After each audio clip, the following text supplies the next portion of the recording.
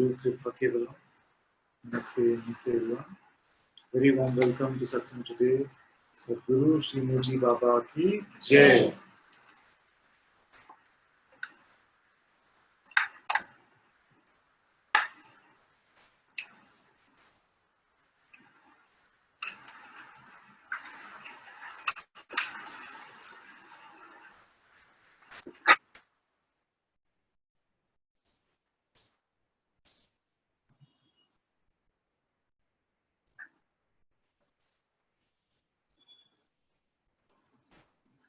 So now, all of you in one way or the other have found one Ananta.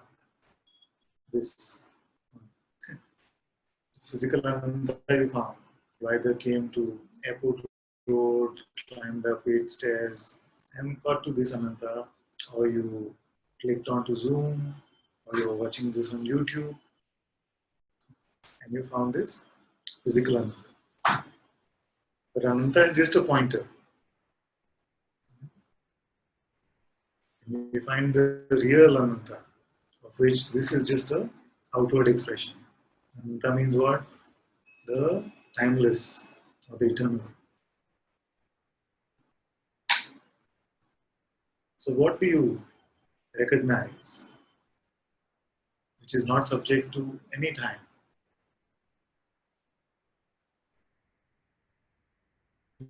Ananta. All green. Body will wither away. There is one Ananta where we are one.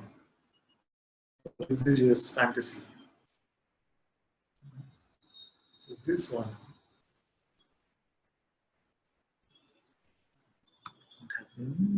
bandwidth is low.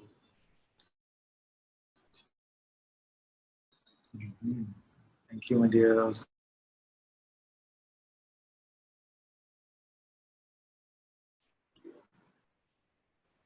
It should get better now.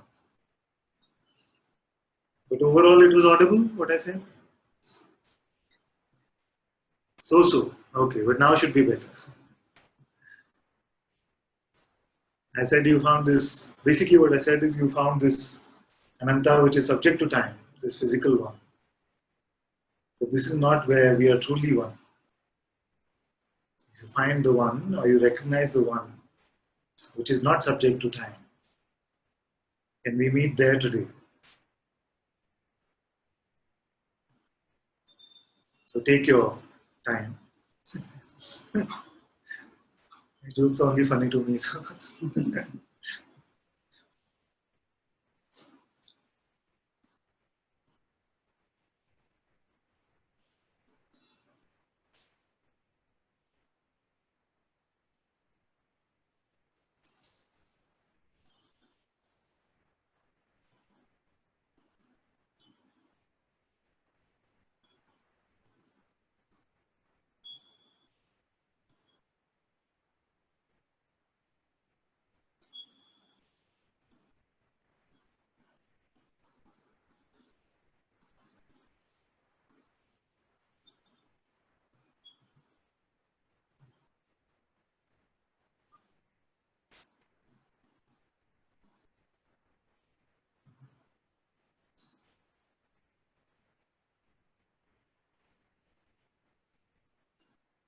How will you find this one?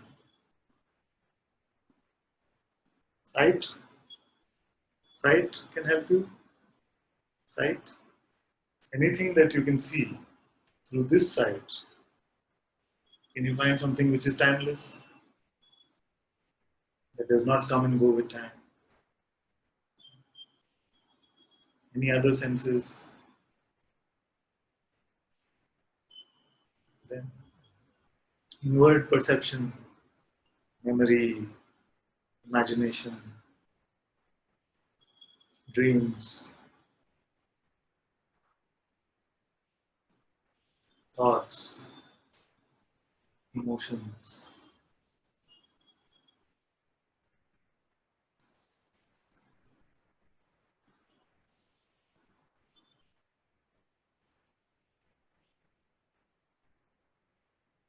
And not only is it timeless, but it is also unchanging with time.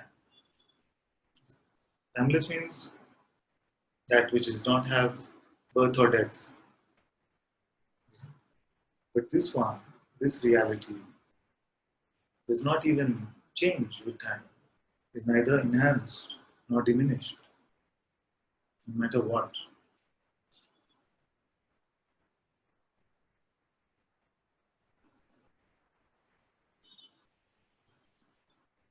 We cannot use our senses. Then what else you got? So senses are out. Then what else do you have? What about intellect?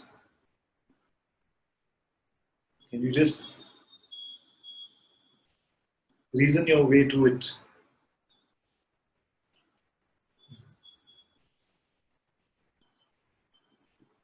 You might get the concept of it with your reasoning.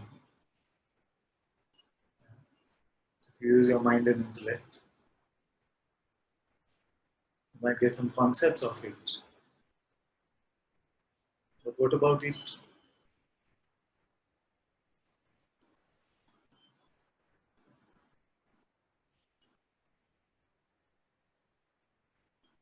Intellect? Yes or no? Maybe. Intellect also no, senses no. What else?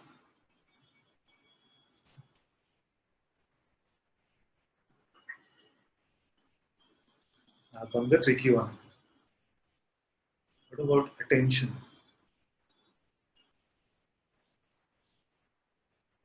Where all can attention go? Can it go somewhere? Outside you is one point, but can it go somewhere which is timeless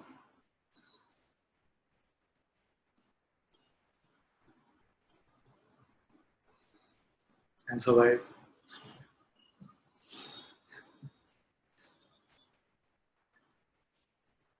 Can it go somewhere which is timeless and survive?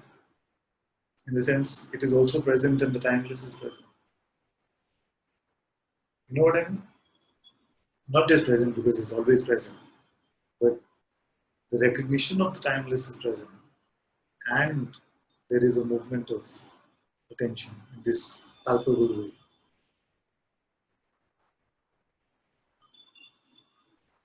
And therefore, that itself becomes an object of your attention. Is that what the situation is? How many have lost me at this point? Lost me? So, okay, let's see. Where all can attention go? It can go on this world, all these senses we talked about. It can go on this body, all the emotions, sensations, thoughts, all our reasoning, intellect, can go to all of this. As I say, go deeper. Then go with me and tell me what happens. Go deeper. Tell me where you are.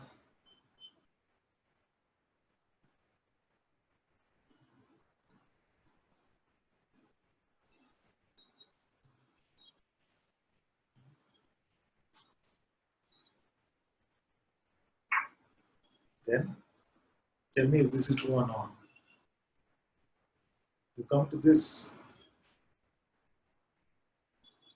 sense of existence, being, that I just am. And your attention can rest even there, in the sense I am, in the sense of being. Don't force yourself to find it. See if you can stop being. And naturally your attention will go there.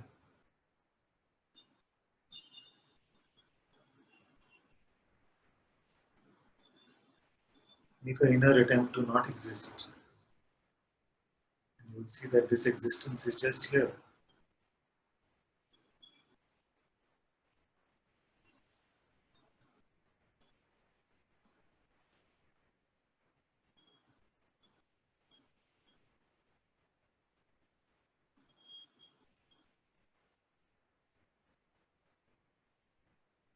Everyone is with me so far? So then my next question is, what is aware of even this being.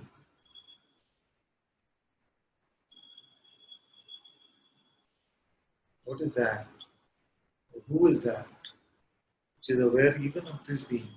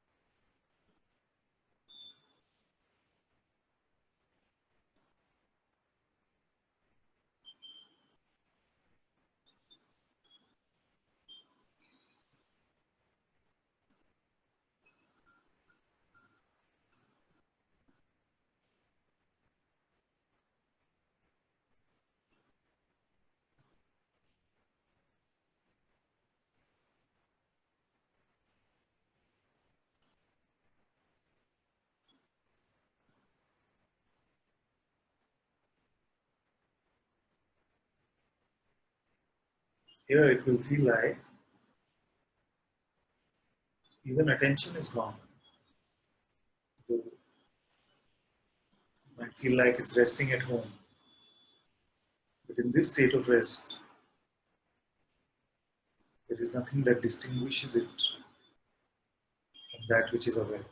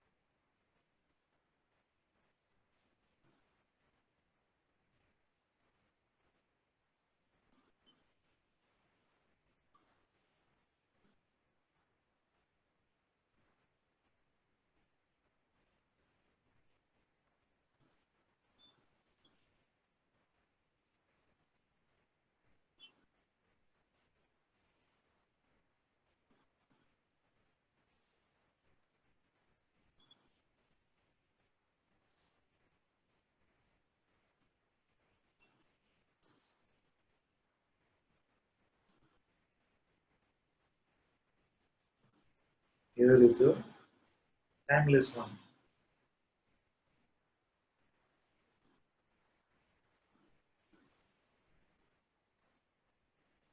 This is what you are, your unchanging self.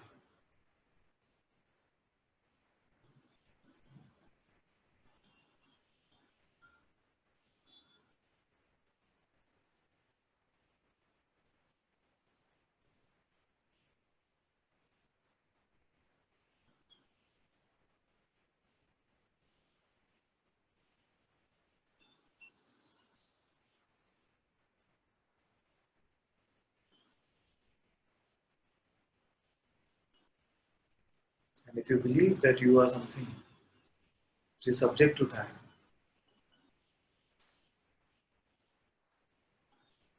the best way to get out of this misbelief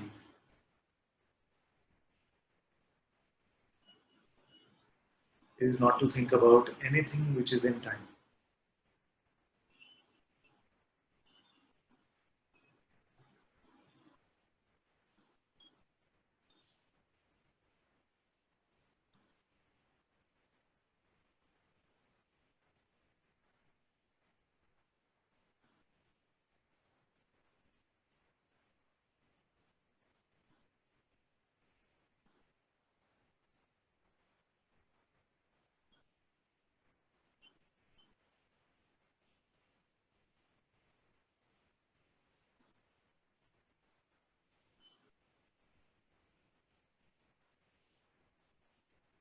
Don't want anything which is in time.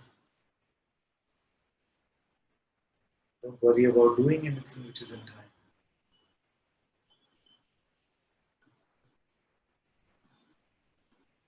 Don't fear anything that comes up in time.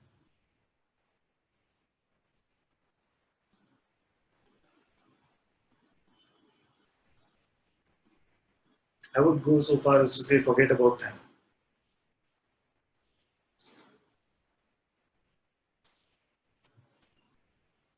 I know that these words can be spoken only within time. And yet, when I just say forget about time,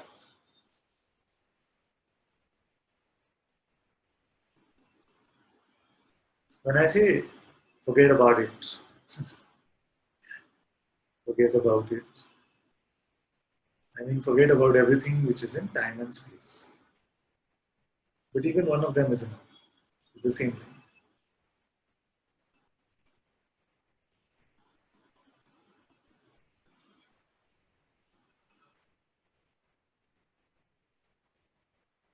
How to not worry about anything in time? How to not worry about anything in time? It is Guru Kripa Kevalam. It is my master's grace. Whatever is in time is my master's grace.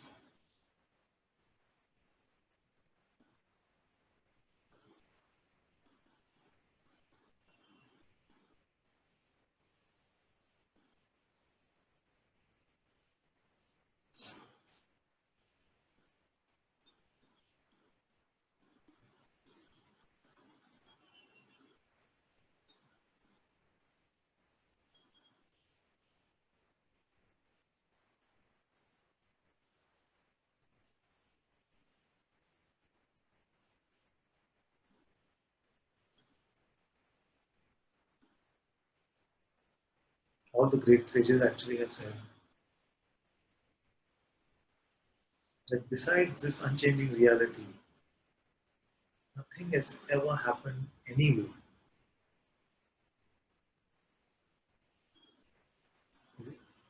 If you listen to the last interviews, be it Maharaj, be it Bhagwan, be it any of the great sages, all of them have said, if I could leave you with one understanding, is that nothing which appears to have happened in this time and space has ever happened.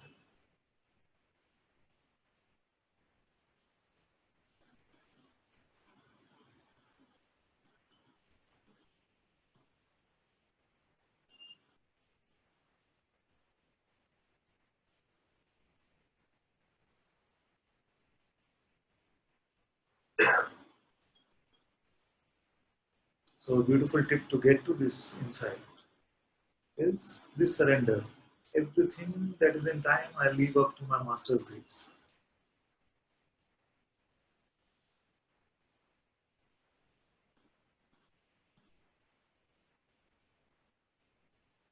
Everything that is in time happens with the will of my master. Guru Kripa Kevalam.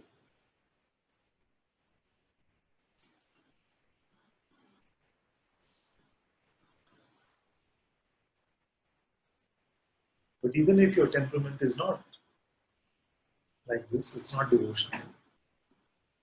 It's already resisting all this expression of master's grace. Then inquire. Like we started. What is it that you truly are? Everything comes and goes. Are you also a coming and going?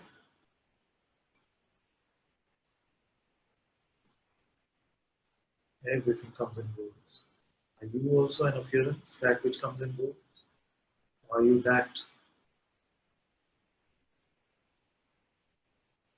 witnesses, that is aware of all appearances, yet itself does not come?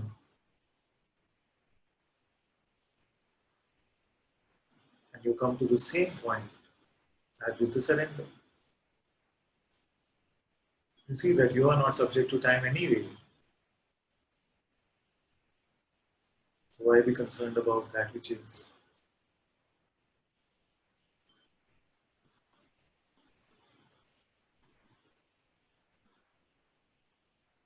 That's why I've often said that surrender and self-inquiry are actually the same.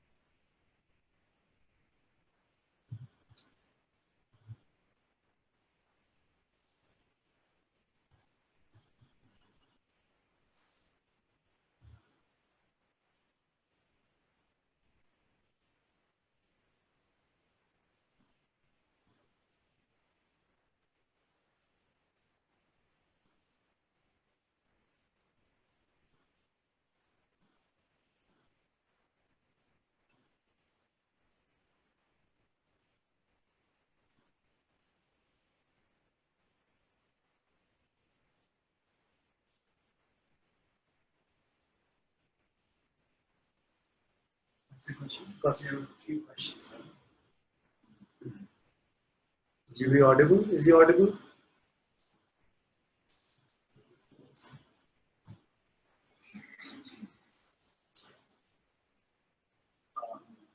Attention never leaves the being. It's never going outside.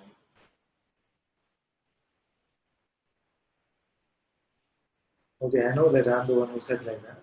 Yeah. But if I tell you now, keep your attention on your being.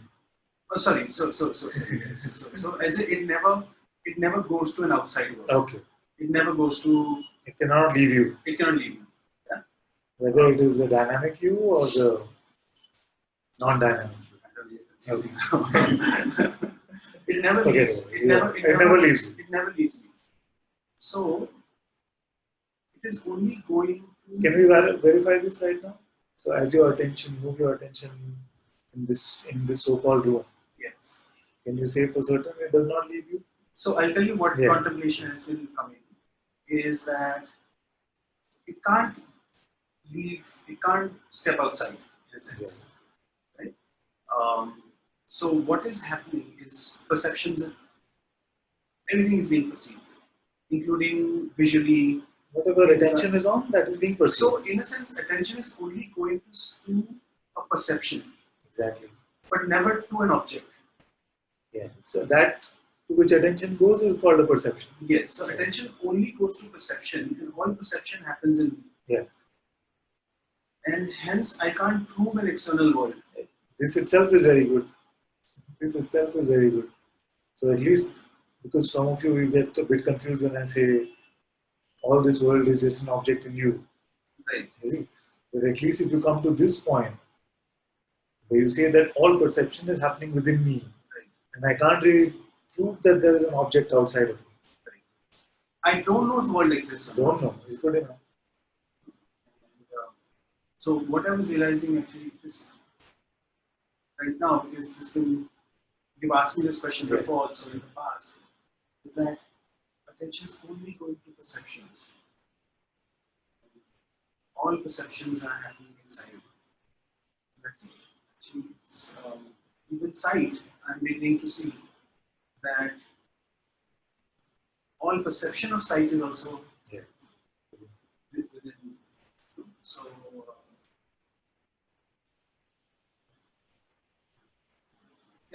what is there besides your perceptions? I worthwhile to check. So there are perceptions, and then there is a you. Yes. Is this you also a perception? No. I am perceiving clearly all the perceptions. Yes. All the sensations. Why are you not a perception? Because I exist before it. Before what? Anything I can perceive can't exist without me. So why can't you be like this one big super perception which is there before all other perceptions?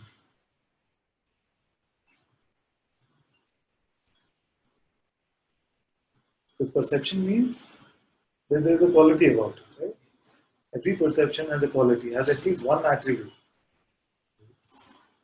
Now you yourself, although you are clear that you are, and you are aware of all perception, you yourself, what quality do you have? I don't have a quality. Don't have a quality. So then, how you know this? Because everything in perception is known through its quality. Yes. There's a red cushion over there. There's a blue shirt you're wearing. You see, all the qualities are perceived. You see? Nothing is actually perceived in itself. It is just the quality which is tasted. Yes. Isn't it? Yes.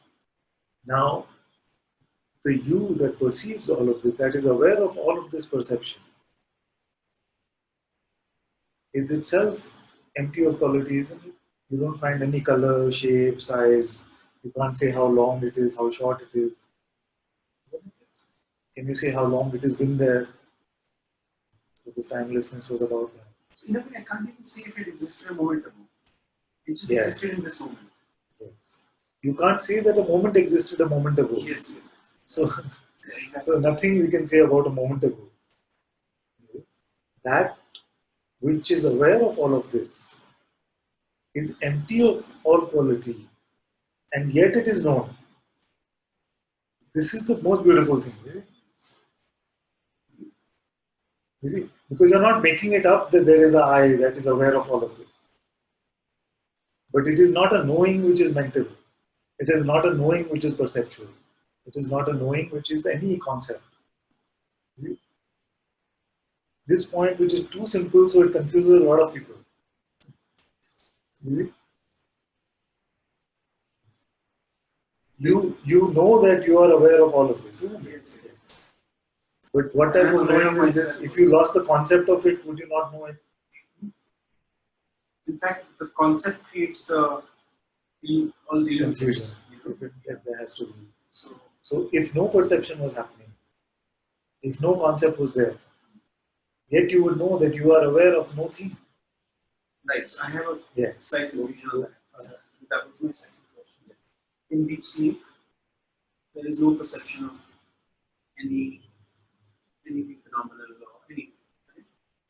And then all of a sudden,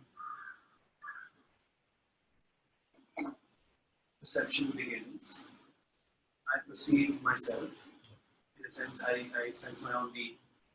I wake up, or something wakes up, and the whole world comes into play.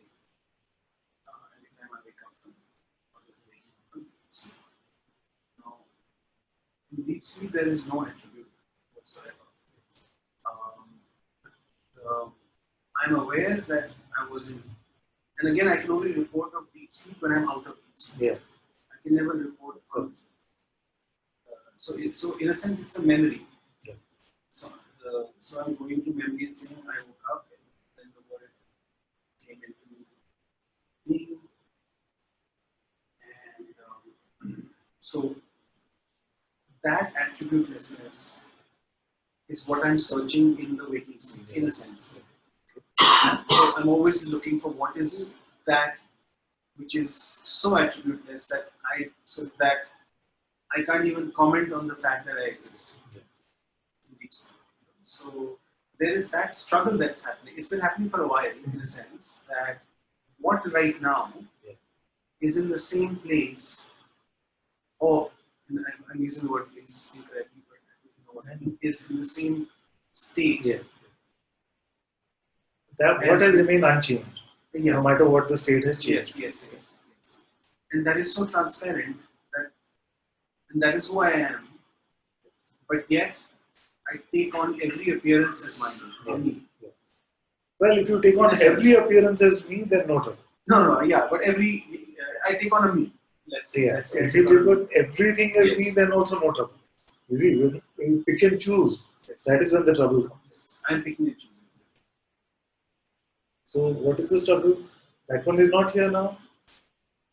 So that one is here, watching the struggle to figure that out.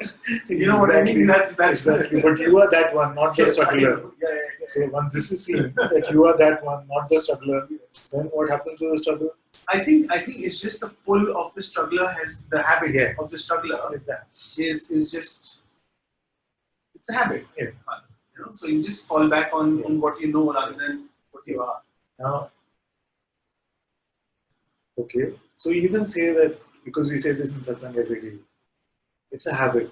What do you have to do with this, with the appearance of the habit? Well, really nothing. Then even to get rid of the habit is not your problem ultimately. Yes.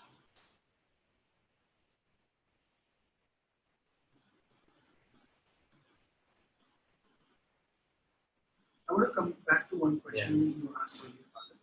Is being aware of who's aware of the beings. Yeah. It's very clear that I'm aware of it. And while I was doing that, it seems like attention is going to the being. Or is that possible? I call them co-joint twins. Yeah. This attention and being. You see, earlier, very comfortably, I would be able to say that first being is there, and then as one of the forces of being, you have this force called attention, which I'm still okay to say, because it works only in conjunction with being. And yet, both are beyond time. You see? Both are prior to time, so we can never say this came before that.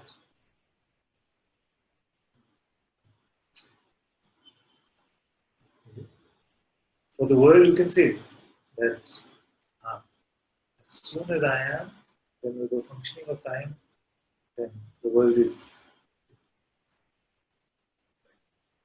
I've never experienced the world without I am. It never is an experience. You see, the I am itself is your light. You see, it's the light of the self, is your God presence, which is the light of the world. So without that, there is no world, there is no time, there is no space. Again, I think that there's still there's a belief, even though I can never prove it, that the world exists while I see. You know, that again, such an ingrained habit.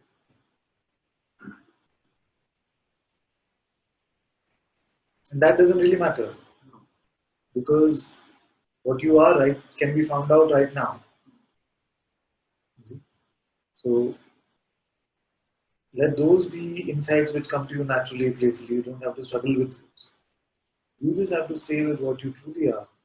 In the sense, don't give belief to that which you are not. What I truly am is just the knowing of all that. Yes. Including the struggle within, including the awareness of the struggle to figure it out. Yeah.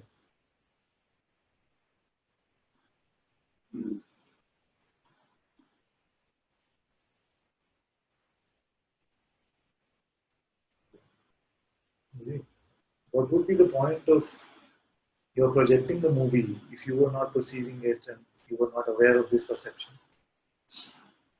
Yeah. Just saying that it is not possible for the light of consciousness, which is your being, to project all of this world without perceiving it and without awareness being aware of what is being perceived or of perception itself.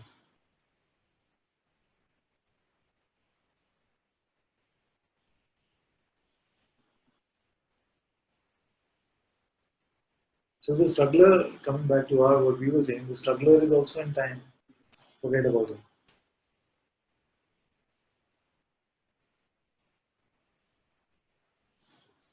Strugglers, all these are time based. So Guru Kripa Kevalam it.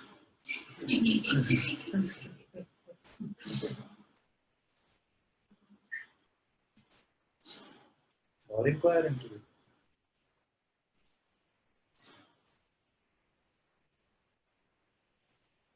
Either we throw it at the master's feet or we inquire into its reality, its validity.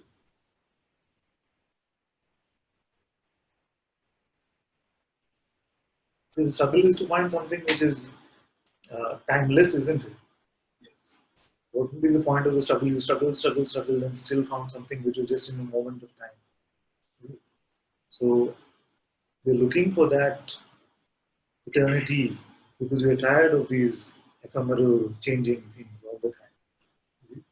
So, so can something which is itself subject to time find something which is timeless? That's the whole secret game. That's the whole Exactly.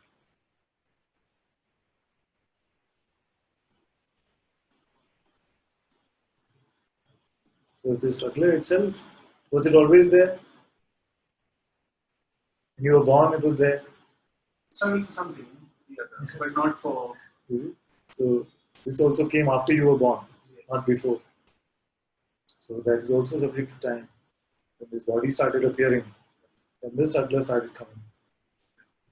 The body itself is subject to time.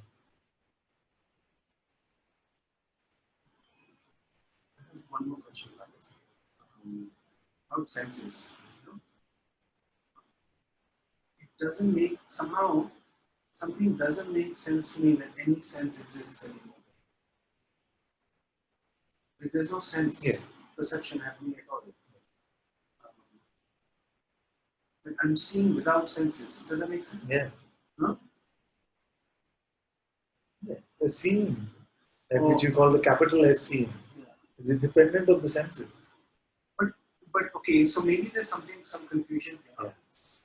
Even something in me is telling me that eyes don't see and ears don't hear. Yes. Just like the specs don't see. Yeah, exactly. You see. So it's just a cardboard. It's just the specs don't see. Yeah. But in the phenomenal play, there are tools, you see, which seem to appear to change what is being perceived. So that's how it works. It's just like in this play, it seems like eyes open, or the stimuli is available, eyes closed, the stimuli seems to vanish. Whether it is part of the design of the play, or we want to give some actual validity to this function, the sense of functioning of the senses. That is unimportant. Because all of this comes from the one scene. So this, we are meeting the source as our own self, then we're not so caught up in these ideas that to see I have to use these eyes, because many see without these eyes. You can also see in so-called inward perceptions without these eyes. But soon even those distinguishing inward and outward won't be needed.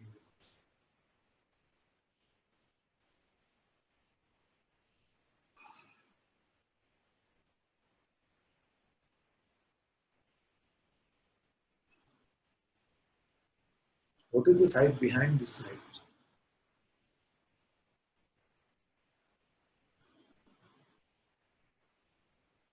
Or better way of saying, who is aware of this? What is aware of this sight? Sometimes it feels that I don't know why this thing about sight and senses is being here, but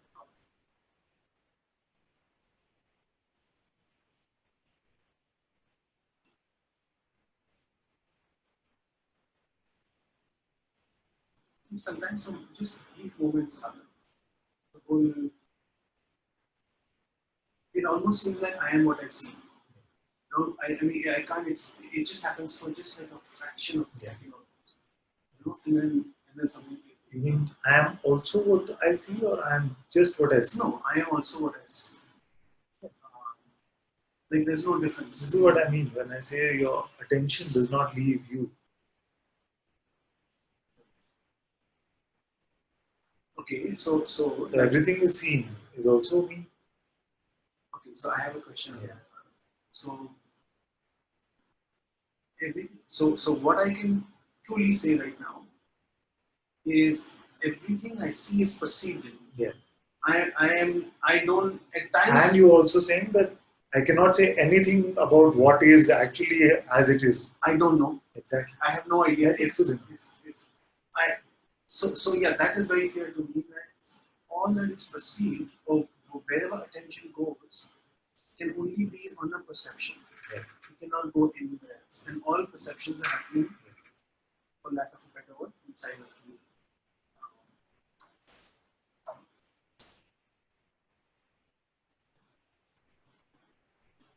And the other thing that I can take one step further from that. So just to be clear, Yes. you cannot confirm except with your perception that there is another body sitting in front of you.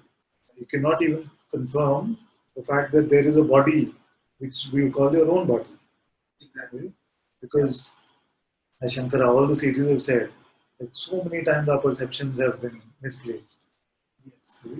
We have misunderstood things, we've seen mirages, we've misunderstood many things like that. So, you cannot really rely on these perceptions, and all these perceptions are just perceived within myself anyway. Right. So, if there is an outside of me, that also I cannot confirm. Yes. Exactly. Not what is outside, but even whether there is an outside. Yes. You cannot confirm whether there really is an outside. Is it? This I don't know is very beautiful.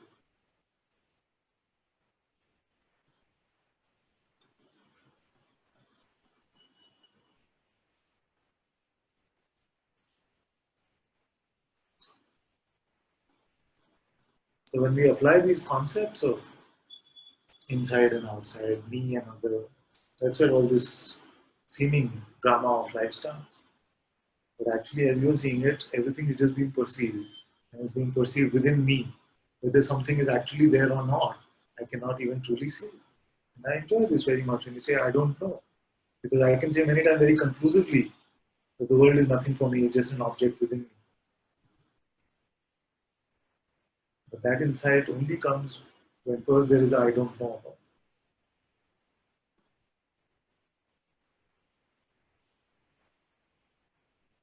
So good. So everything is just perceived. And we've applied another layer of concepts on top of our perceptions. And this enabled us to lead a limited sort of life.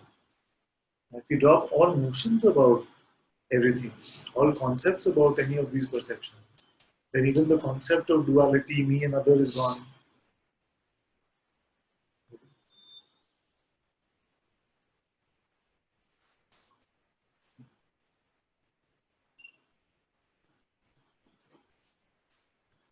Like you said, this body is another perception, that body is another perception, all these bodies are a perception. This floor, this roof, ultimately even this space.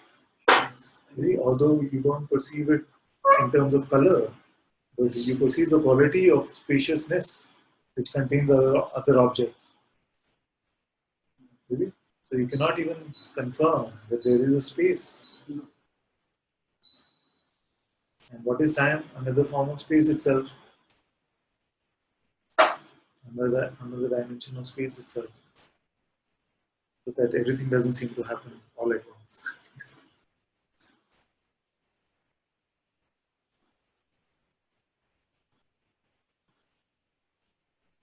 So we cannot really confirm that there is a space-time. There is a body. We cannot confirm any of these things. So now we can just confirm that there are perceptions of these. That's what I mean when I say we've taken all these sensations and made a me and other out of it, me and mine out of it. So it is sensation.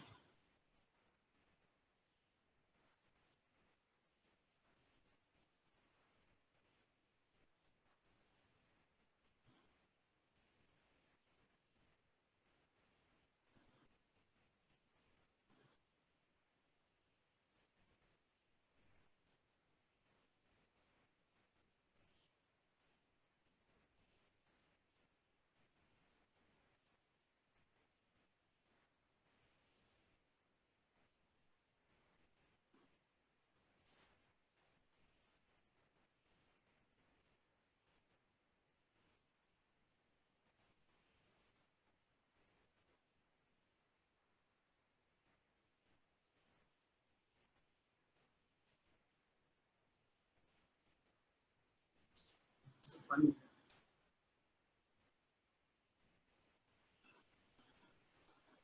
There's no understanding. Yes. I can't remember anything I said. That's what when I use the word insight, I'm not talking about a conceptual insight.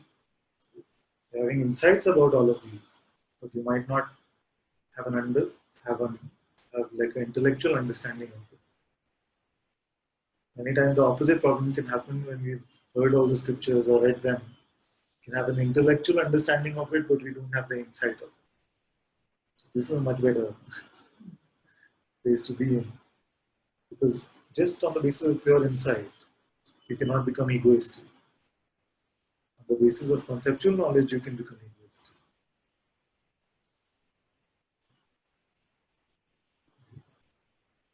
You need a concept to be separate. You don't need any concept or oneness.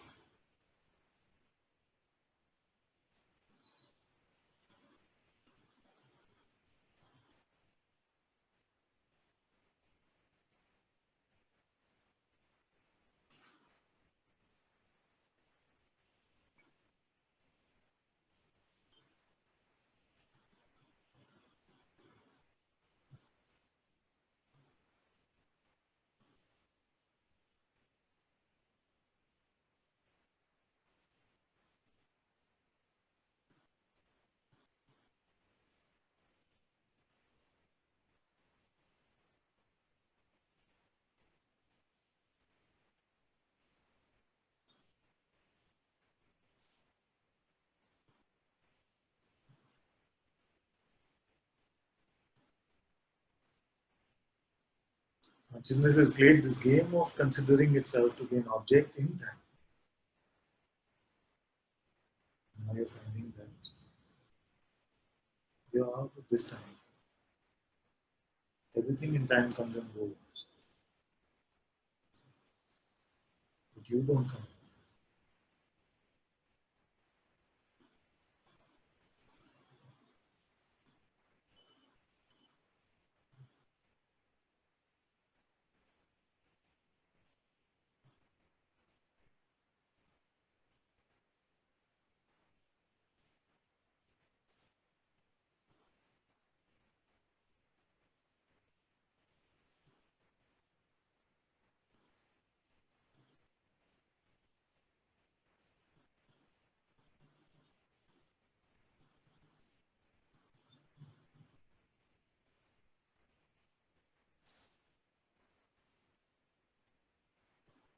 So as you are recognizing the timeless, forget about the time frame. I told you how to forget.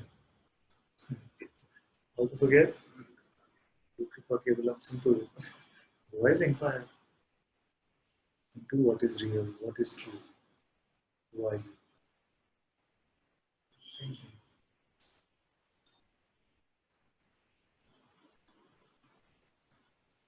And you are yearning for this.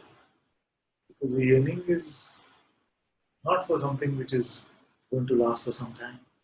You're done with that play.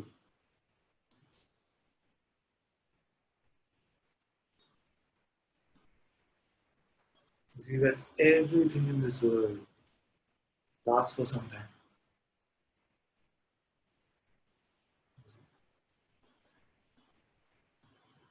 And you're done with that.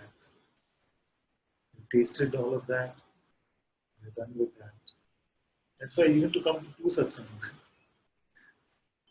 means that there must be a yearning somewhere for that which is beyond time. Why I say two satsangs is because the first one you could seem like somebody forced you to come.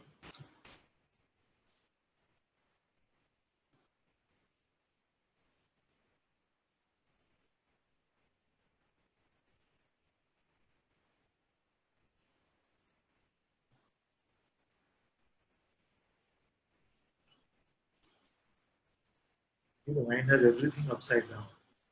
It will say, oh, all this is very nice. But Ananta, when I go back to the real world, this is it plays it so well that this is the reality which you're finding, which is beyond time. Just with words, with concepts, you have hypnotized yourself. deluded yourself. This is the power of your own concept.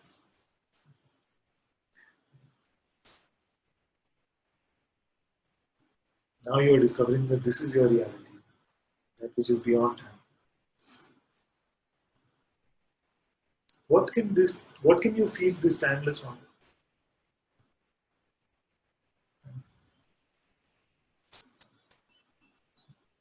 Does it want something from you, from this world? Does it want even devotion, trust, joy? Does it doesn't mean that they can't come. Of course they can come. They can appear. Everything can appear in this world. But you are not looking for your reality. You are not recognizing this timeless one. Because something will appear in this realm. Because even that will be in time. Suppose nothing happened, nothing changed in this realm.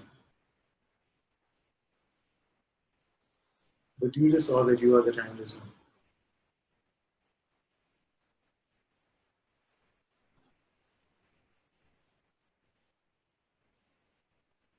Yeah? Okay or not? Enough? If nothing changed in this realm, in the realm of time, nothing changed. But you saw that you are the timeless one. Enough or not? When you say this is enough, then you truly can say Guru Kripa Kevalam. Because you don't want anything from this. Okay? Then, because you don't want anything from this, you can't fear anything that happens here. You don't want things only a certain way. Therefore, anything that might happen is okay. So then you don't fear, will I have this or not? Will I lose this or not? Once you see that you are the timeless one, what is there to desire or fear? Which is the same thing ultimately.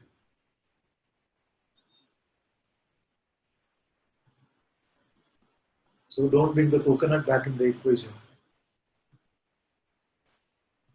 Because the coconut is also in time. Don't bring this body-mind back in the equation because the body-mind is also in time. Now what can be taken from you?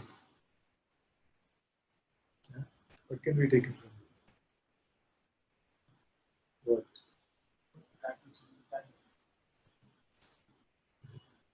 So that which is in time is going to go anyway. Nothing which has come in time stays eternally.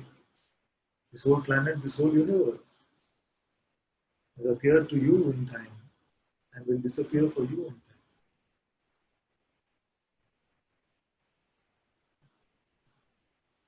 In fact, every morning and every night.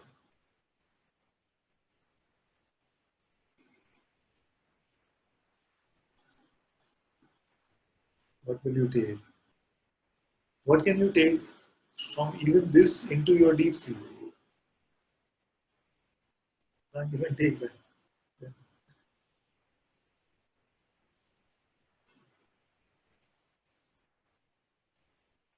In fact, it is even possible, even with this play of so-called continuity, it is completely possible for you to go to sleep tonight and tomorrow morning just wake up somewhere. How did I get here? What happened to my life, my world, my house, my children? Could be anywhere. Even if the memory of the so-called continuity is there, it is completely possible. Because you can't tell what happened in sleep if there was something there.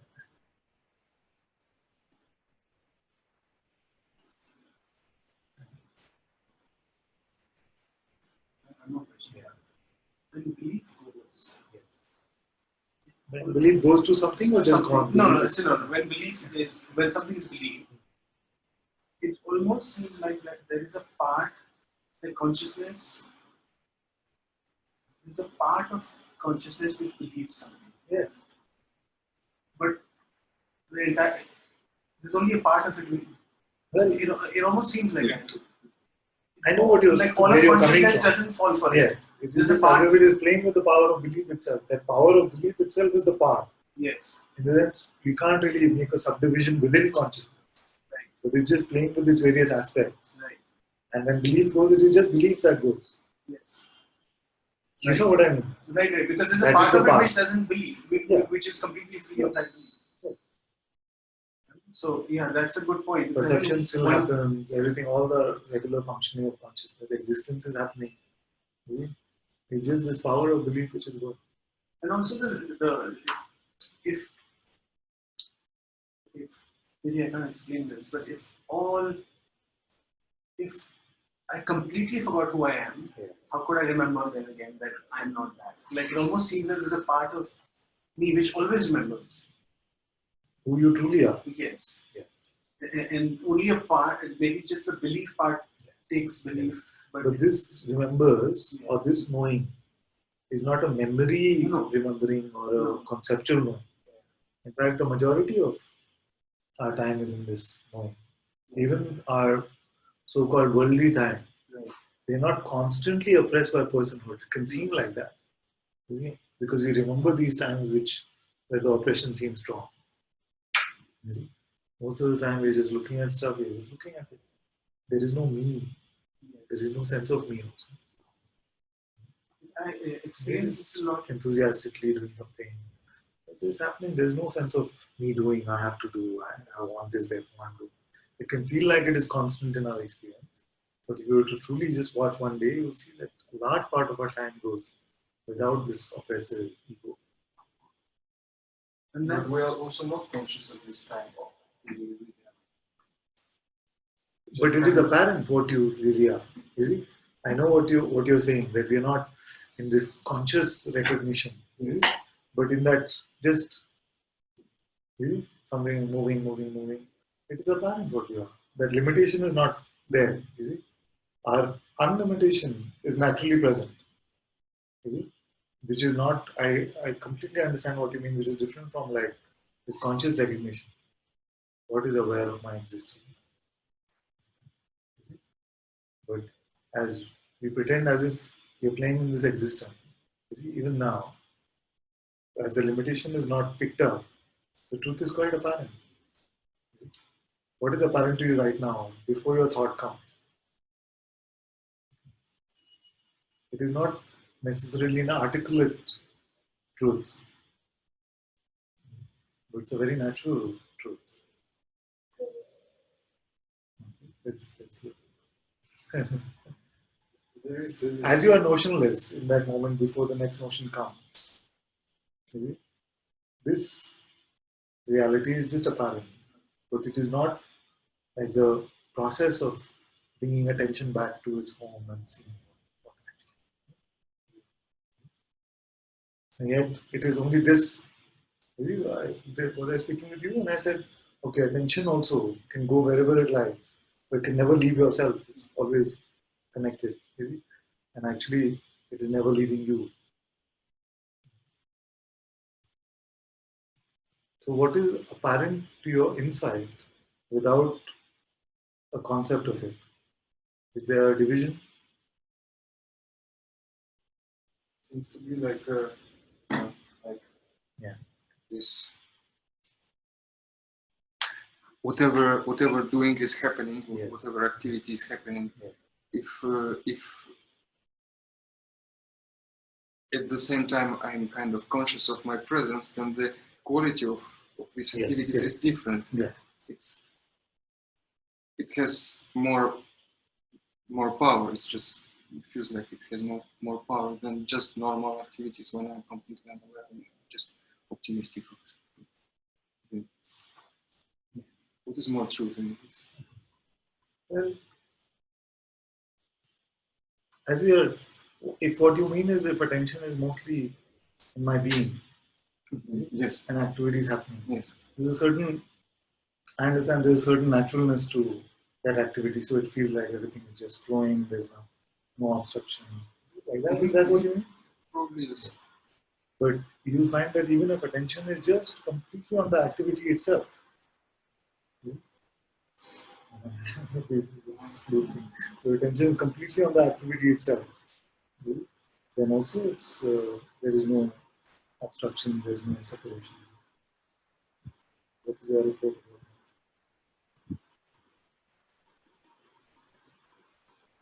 This second one is just too normal to kind of much It's too normal, Yes. yes. But I'm saying in that normalcy, and this is my main point anyway, in your normalcy you are God. You see, if you feel like in the normalcy a person is there, that's why I have to come to a special place to be God. That is what I'm trying to demolish anyway, this concept.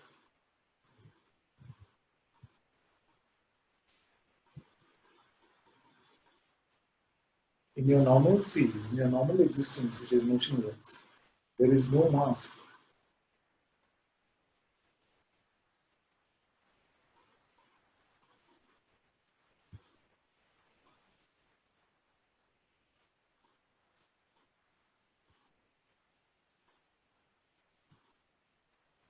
But also no, not knowing, not being aware of my But you are. You're just not in that state of trying to control attention and bring it back to this. You're completely aware of your existence. There is never a time when you're not aware of your existence.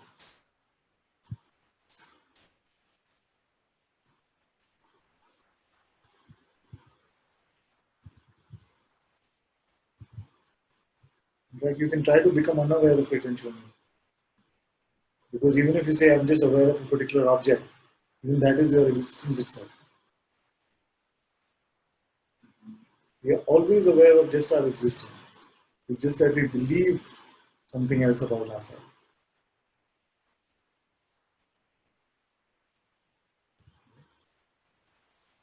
So this process of niti-niti is very beautiful to see. Yes. This is the unchanging reality. This recognition is a beautiful moment. It is really helpful. But helpful so that you don't believe what the mind is saying about your limited nature. Otherwise, in the natural play of life, without any concepts, also there is no separation, no duality, and the truth is apparent.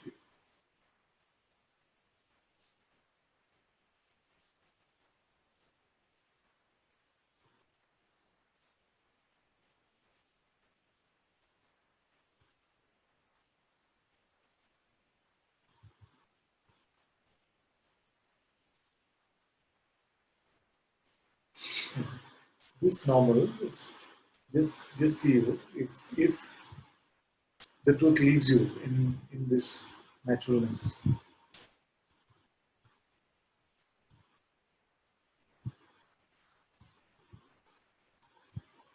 Leave your attention also fully free.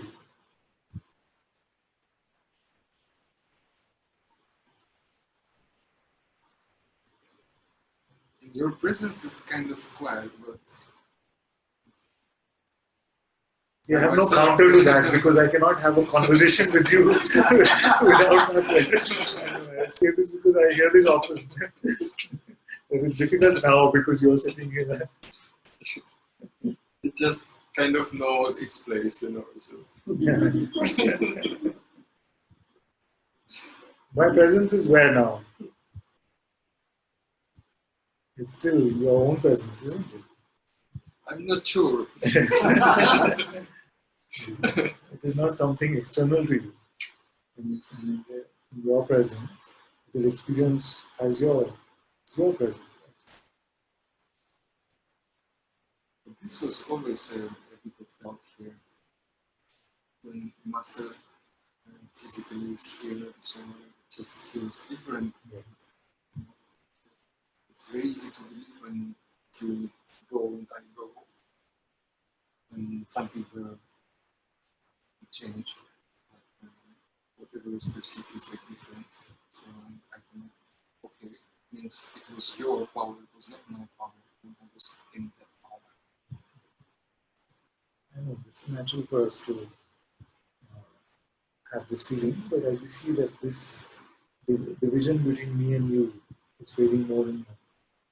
You see that my own divine presence seem to get energized in this play of satsang, this play where two bodies are apparently. It's also part of the divine play.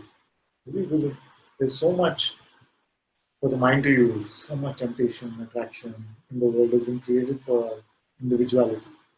So some cheat code must be built into that expression who is sharing satsang also.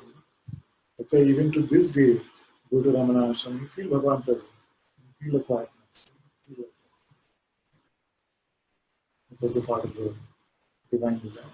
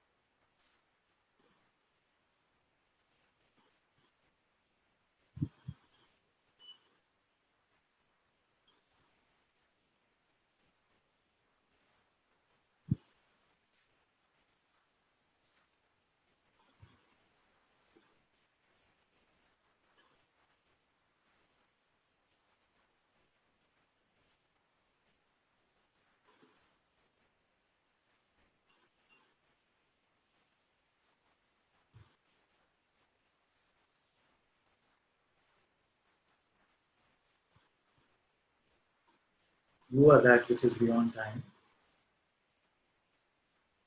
and even that which appears to be in time is happening with this beautiful design of consciousness of the Sadguru.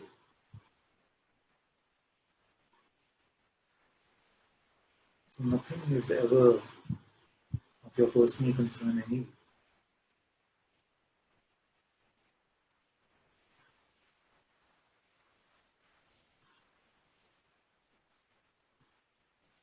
All our doubts, fears, worries are dependent on first picking up the limited idea about ourselves. That is why it's very important for you to see that in your naturalness right now, you are the unlimited one. Nothing you need to do even with your attention to become the unlimited one, because you are the unlimited. You will not become it.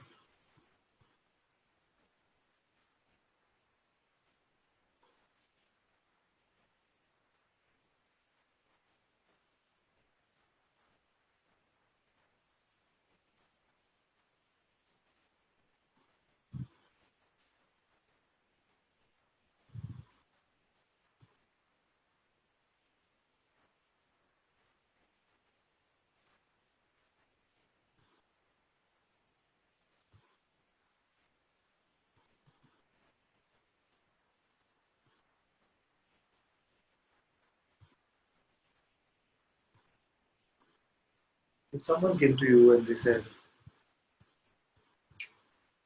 "Sir, or madam, can you please help me find my head?" What will you tell them?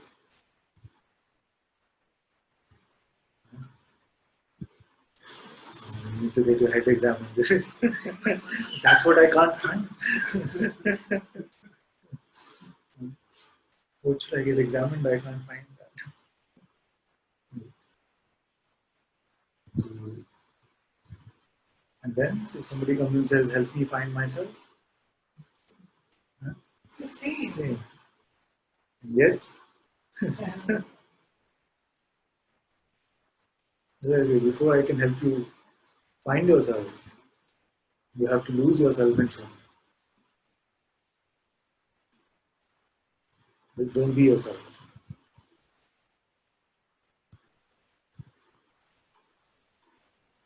You can't even leave existence. Forget about that which is aware of existence.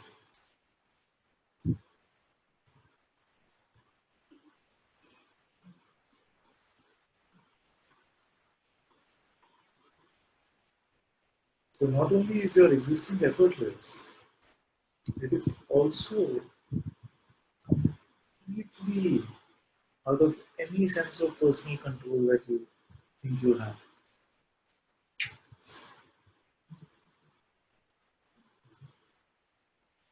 And everything is happening in the light of this existence. So existence is independent of any concept of you. And all that happens here is independent of any concept. All your sense of personal control is completely illusory. Because there is no person. How can the non-existent one have power?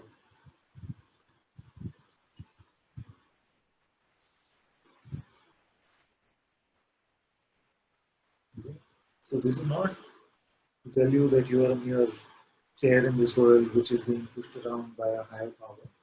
It is to tell you that you are this higher power. But this higher power is not personal.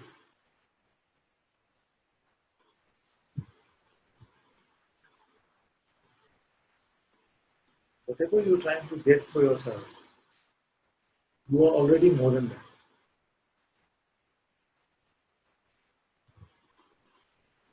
How's that?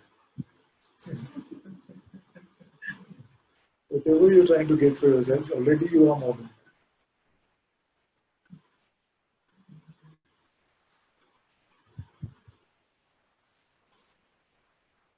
Whatever you're trying to become, whatever you're trying to present yourself as, whatever you're trying to prove, you are more than that.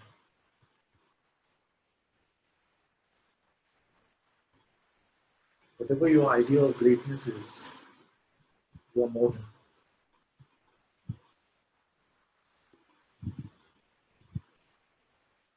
Will this help this play of the coconut in any way? Doesn't have to. This shell, this body mind, can still undergo a lot of things that it has to undergo, as is your divine will.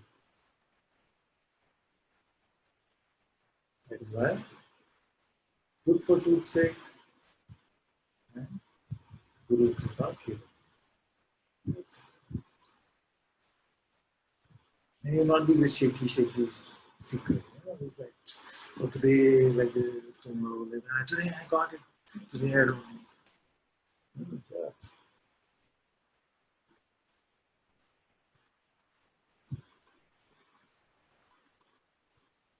No benefits from this truth. Whether I'm hung up on the cross or proclaim the King of this universe, all Guru's Kripa. Whatever is my Father's grace, it's fine by me.